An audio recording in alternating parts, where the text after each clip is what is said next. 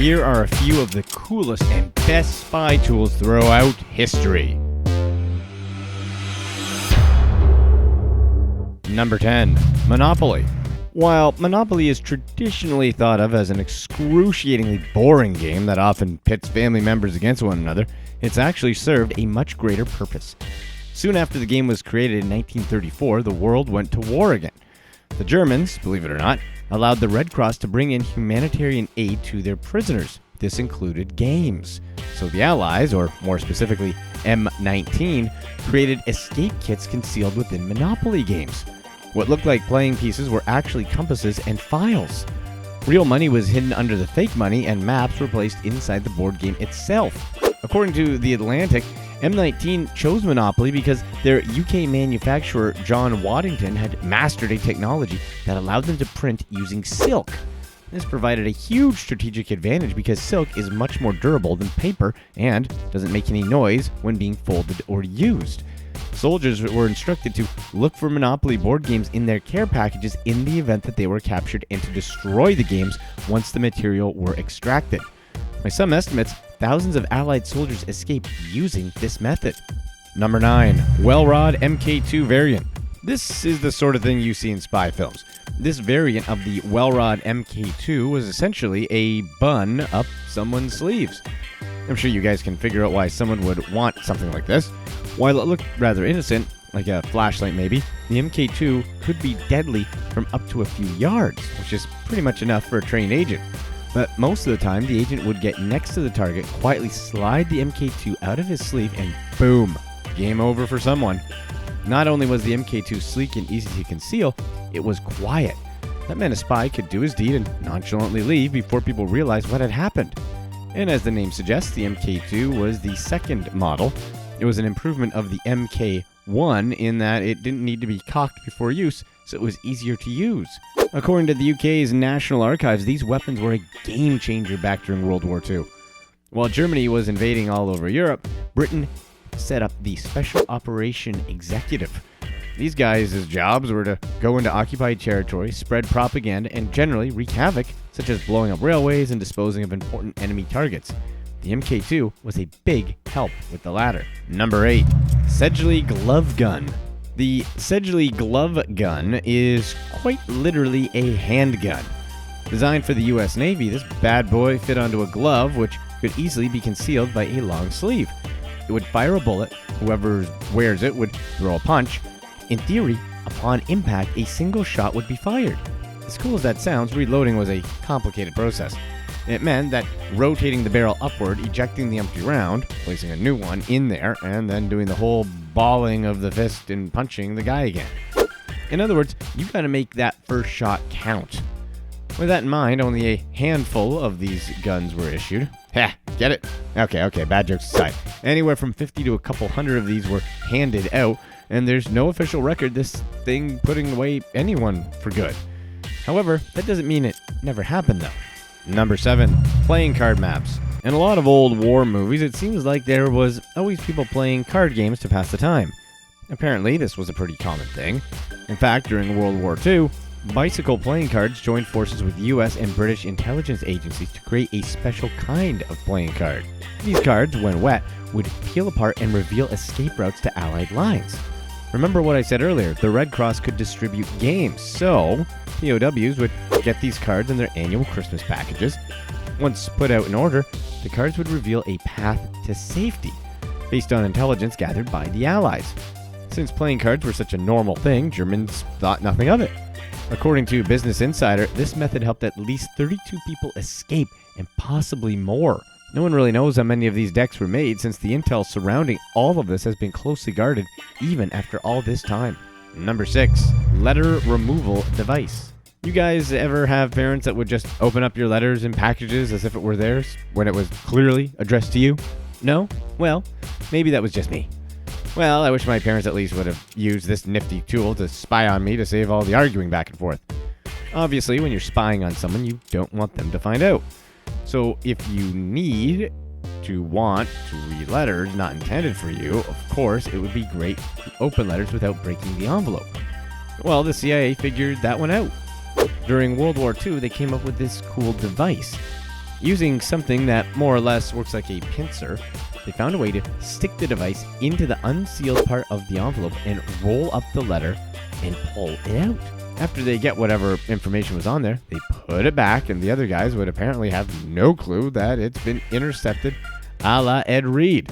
While it wasn't exactly the most high-tech device known to mankind, it was still extremely practical. Number 5. Keylogger.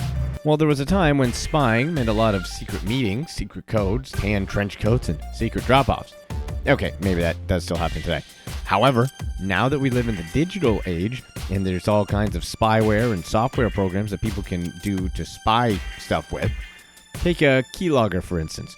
No matter how outdated it may seem now, to be honest, I can still see someone using something like this on their coworker's computer. Short for keystroke logger.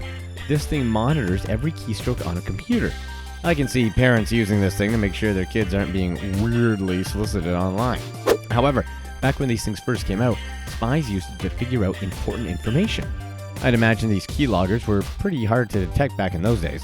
I mean, who's always checking to make sure there isn't always something extra plugged in between their keyboard and computer? Number 4. Charlie the robotic catfish. Thanks to MTV, we usually think of something else when we hear the term catfish. But believe it or not, the CIA used an actual robotic catfish named Charlie to gather intelligence.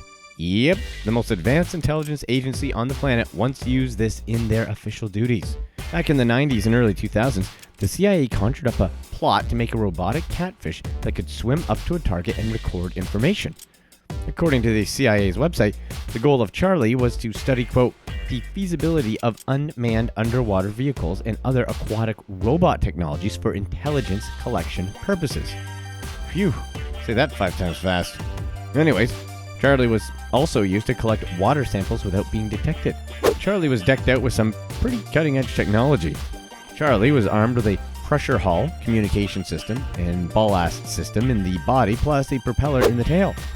All of this made Charlie fast, easy to maneuver, and easy to navigate.